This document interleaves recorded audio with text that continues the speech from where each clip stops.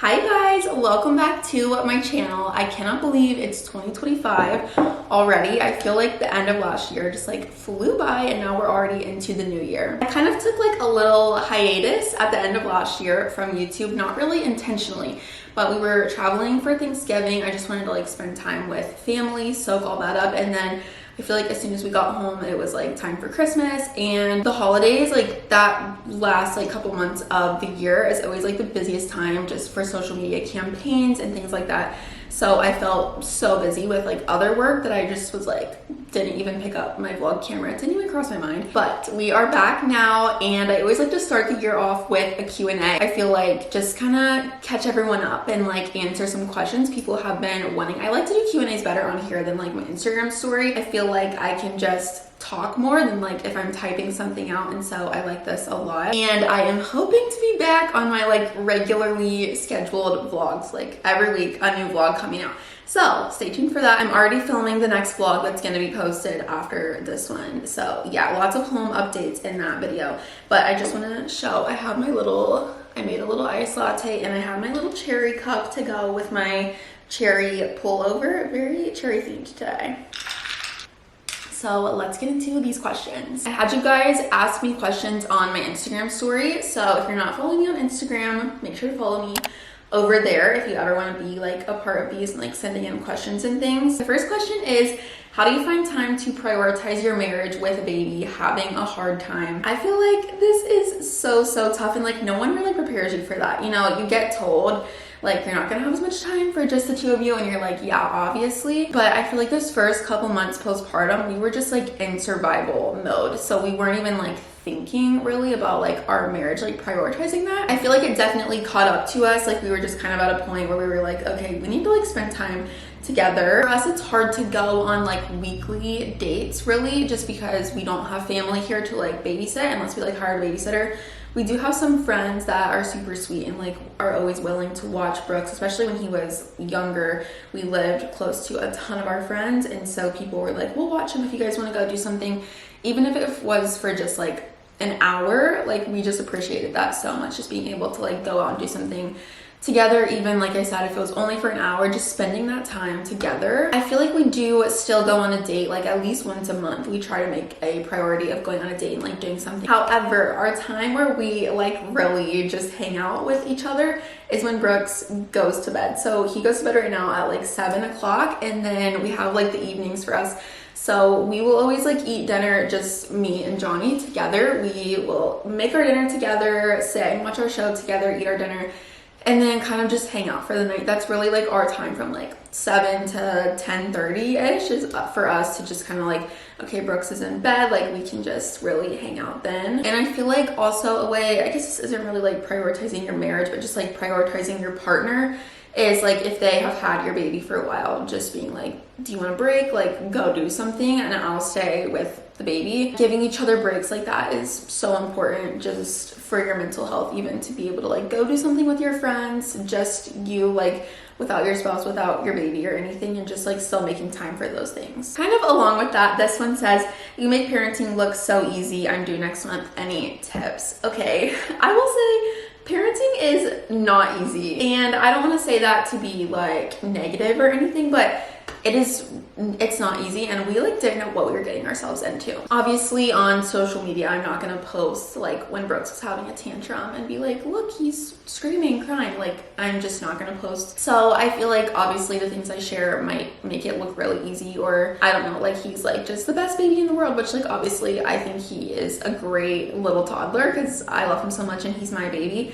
But like there are difficult things that we have to deal with, and like it's not always easy. Social media is like a great tool to use to like connect with other moms and stuff, but I feel like definitely don't compare yourself to other moms online, because like it is somewhat of a highlight reel, and like I said, I'm not gonna like post our like really tough moments, and so I'm only sharing the like really happy and good things. So just like don't compare yourself to other moms. With that being said though, like I don't want to just be like so negative. I, ever since I was little, wanted to be a mom so badly, and I was just like, I can't wait to be a mom. So it is something that I love doing. So I feel like some things just come like supernatural to me, where maybe that's like where it seems like easy. Maybe someone who like doesn't have a ton of like maternal qualities and like wasn't always like, I want to be a mom, you know, maybe then it could be like a little bit more difficult for them to kind of like step into those shoes or something. But I feel like it kind of depends on your personality. One of my biggest flaws is that I have literally no patience. And so, especially with Brooks, I've been working like on that with myself. Like he has really obviously tested my patience, and I feel like I am getting better about that in that area. Do you feel pressured to have another baby? There's so many pregnant influencers right now. I personally would never like want to get pregnant just because someone else is pregnant, or like I know there's a ton of pregnant influencers right now. I follow so many people who are pregnant, and like it's fun for me to watch that, but I would never be like, oh, there's so many people pregnant, like I want to get pregnant. I feel like for me, it's like we know where we want to be at like in life, and like there's just like certain things that we are hoping happens before we have our next baby. And so yeah, I don't think that we're gonna get pregnant in 2025. At least we're not trying to get pregnant this year. We're thinking like 2026 we will try for our next baby. So then there'd be like a 3-ish year age gap, like a little bit over 3 years. And like I feel like at first I was like 2-year age gap, but I think that whatever works for your family, and like you know yourself and your family dynamic and everything better than anyone. So it's like there should never be pressure just from like, oh, other people are getting pregnant, like let's get pregnant. You should always do like what's gonna be best for you. Lots of people were also asking like if we want more kids, and obviously yes, we want more kids. There are some days where I'm like, okay, I think that one is enough. I say this like all the time, I feel like on my TikTok and stuff, but like we don't have any family here, and I always tell my family, if you guys moved here, I would have more babies. Like it would be easier to have more babies with family around, which just like feels like kind of isolating. And like I said, like if we want to go do anything, it's like, okay, we have to like find a babysitter that we really trust, and like it's not just like, hey mom, can you come watch our baby or something. That maybe depends how many babies we have. It's like how many people start moving here. We think right now that we will want like 3 total, so like Brooks and 2 more, but we'll see how the next one goes for sure. Someone said, is this your forever home? I would like to think so, yes. Like when we bought this house, we were thinking we're going to be here long term. Obviously, never say never. You never know like what life is going to throw at you, but our intentions right now are to stay here like until our kids are completely out of the house. Yes. Kind of along with that, this one says, any more home projects coming up? You guys, I'm like getting overwhelmed by the amount of home projects that we want to do. I'm gonna try to like run through them super quickly. Well, first, my office is done, so that's where I'm at right now. I can't remember if I showed like the finished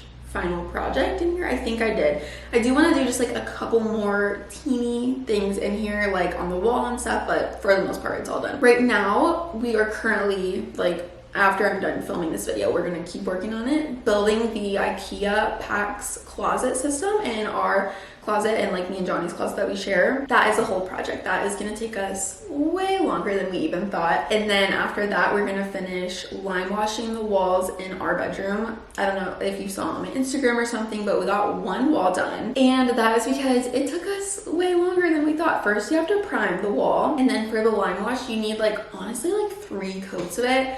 I was thinking like 1 coat of lime wash and would be good. No, you have to go back over it like 3 different times, and it's not like paint can just roll on like the lime wash. You have to like hand paint it and go like this. So that is taking us forever because our room is like decently big room, so the walls are pretty big, and really the only time we can get any sort of like home projects done is when Brooks is napping, or like when he's gone to bed. But like once he's in bed, like we're tired, that's just our time to like hang out, and so we're not really like, let's go do more house projects. Although last night we were like up working on the closet. So really the only time is like when he's napping, which is like a 2 to 3 hour nap every day. But sometimes I have work to get done during his nap, and so it's like sometimes house projects just kind of get put on the back burner. Once our bedroom walls are done, we need to build another dresser for our bedroom, and then hang like wall decor in there, just kind of like decorating. And after that, we want to add backsplash in the kitchen, change the cabinet color, and change out the hardware on like all the kitchen cabinets. Our kitchen right now is just like so white. We need a little bit of color in there. We also want to, in our bathroom and then the like guest bathroom on the first floor, we want to change out the mirrors in there. Just like the builder grade mirrors are not cutting it. They're so ugly, honestly. And add like wallpaper, just make it really fun and like cozy. And I want to change out the hardware on all the cabinets in like the bathrooms, the playroom, the kitchen, like anywhere where there's cabinets. I'm like, I want to change out those like hardware. I'm not like a huge fan of the silver looking hardware. I like kind of more like warmer tones. We also want to do a pool in the backyard eventually, which is like a huge like time and financial commitment. That would obviously, we wouldn't be like manually labor doing that. Like we would hire someone out for that. But it's a lot of money, so we want to do a pool eventually. And then we also want to do a accent wall in the living room behind the TV and the fireplace. Right now it's just white. Like I said, everything in our house is white. It makes it super easy for us to like go in and do what we want to do. Everything is like white. It's a blank canvas. Whereas if we bought a house that had like so much character to where it was like, okay, there's already kitchen backsplash that we don't like, we need to take that out and then like put a new one up. So there's pros and cons to both, but it's like until we can get everything done that we want done, then it's all just white, which is like, we need a little bit of color. What is your workout routine? I've had so many different workout routines. Like when I was pregnant, I was doing different things, and before I was even pregnant, completely different. And I feel like honestly, I'm just now getting back into like a really good workout spot, because for a while, even just like postpartum, I don't know, like the gym felt like daunting. Like it was like, I want to go and work out, but also like, I don't even know what I'm doing, and like I want to be home with my baby, and like especially when I was breastfeeding, like just not super comfortable at the gym. So anyways, now I'm finally getting into, I feel like, a really good workout routine, and I've pretty much just been doing Pilates. If I do go to the gym, if I like don't book a Pilates class and I go to the gym, I will do like cardio, like 12 330 on the treadmill, or like Stairmaster, elliptical, mostly cardio stuff, unless I'm doing Pilates. I used to do like some weights and things at the gym too, and I really did that mostly when me and Johnny would go to the gym together, because he could kind of like show me what to do. And before I started doing Pilates, I was kind of just like, I didn't go to the gym for like weeks straight, because I was like, the thought of going to the gym and like doing weights and stuff, and sometimes like when I go to the gym by myself, I'm just like, I don't really know what I'm doing. I feel like I look dumb. No one probably even cares and no one's looking at me, but like I don't ever think that I'm getting like the most out of my workouts. I think honestly for me, at least in this season of life right now, the best workout for me is like a workout class where it's like, okay, you're gonna be here for 50 minutes and that's it, but it's like a really tough class and I have an instructor telling me what to do. So that's what I've been doing lately, and I've been loving it. Somebody asked old neighbor story. You guys, okay, I have filmed a TikTok video going over like this whole entire story. Ended up being like over 10 minutes long. It was the longest video. And I was having Johnny watch it before I was gonna post it. And then we were kind of just talking, and we were like, we don't really want to put this on the internet actually. Like the reason that we moved away from that situation was because like it was not a situation that we wanted to be in, and we didn't feel safe. And so we were like, if we post this video on the internet, it's gonna live on the internet forever. People are gonna be commenting on it, asking me other questions and things. And so we were just kind of like, you know what, we decided we're not gonna share anything about that, because like we don't want to keep rehashing it and re-talking about it and like answering questions and things. Like we want that to be like done in the past. Like that's the reason that we moved away. So I never posted the TikTok, and I don't plan on like ever sharing anything about it, just because yeah, we just kind of want that to be like done and in the past, and like not have to keep talking about that. All I'm gonna say is that like we didn't feel safe. Like me, a young woman, I didn't feel safe. I didn't want to be like home alone or like home with just Brooks, and just like raising Brooks there, like if he would be like playing in the yard out front, and like we didn't want to live somewhere where we didn't feel safe, is like the end of the story. And we feel so lucky and thankful that we were able to like get out of that situation as quickly as we did, and be able to sell our house after only living there for a year, because like sometimes you need to live somewhere for longer to be able to like get money from it basically. So we just feel really lucky and thankful for how everything worked out. And yeah, that's all I'm gonna say about that. Okay, someone asked, when/how did you guys sleep train Brooks? So we didn't really know what we were gonna do about the sleep training, like if we were gonna do it, if we weren't. But then it got to a point where we were like, okay, we need sleep and we know that Brooks is tired, so like let's try to figure out something here. I think that we started sleep training him around like 5 months, and we did the like 10, 20, 30 method very loosely. So like the first night we put him in his crib, like I nursed him, and then he fell asleep like on me, and then when I put him in his crib he woke up. So we let him cry for 10 minutes, and then after that we would go back in there, let him cry for 20 after that, and then like go back in there. Except I don't ever think we got to the 30-minute, but I'm not joking you, it took us 2 nights of doing that, and then everything was fine. Like he started putting himself back to sleep. Like if he woke up during the like transfer into his crib, he would just put himself back to sleep. At that point he was still waking up around like 1 or 2 a.m. and then I would nurse him for like 20 minutes and then put him back in his crib, and then that was it. And then around like 11 months, he started sleeping through the night, and now he sleeps for like 11, 12 hours a night, and it is amazing. One piece of advice for a first-time mom.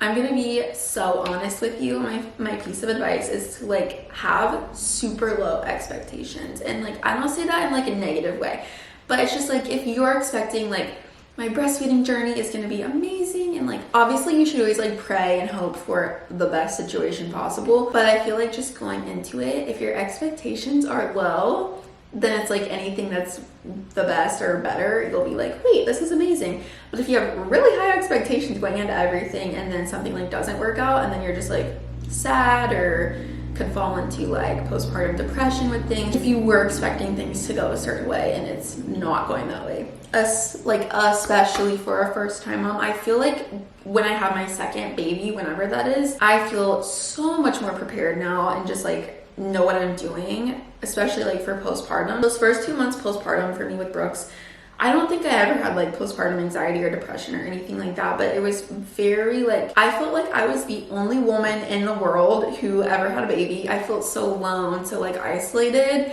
and like none of my friends here in Florida had kids or like were even pregnant or anything at that point. And so I was just like, I have no friends, I'm alone, no one knows what I'm going through. Like I was like going through all these things. So if you have mom friends, I feel like definitely reach out to them, lean on them. Like if you have any questions, I would like go to them and just, or even if you're feeling like sad or alone, and just be like, can you just like come sit with me? You know what I mean? But being a mom is amazing and you're gonna be great. What kind of baby proof items do you use in your home? Stair gate, cabinet locks, etc. I'm gonna link the ones that we got specifically, and I'll put them down in the caption below.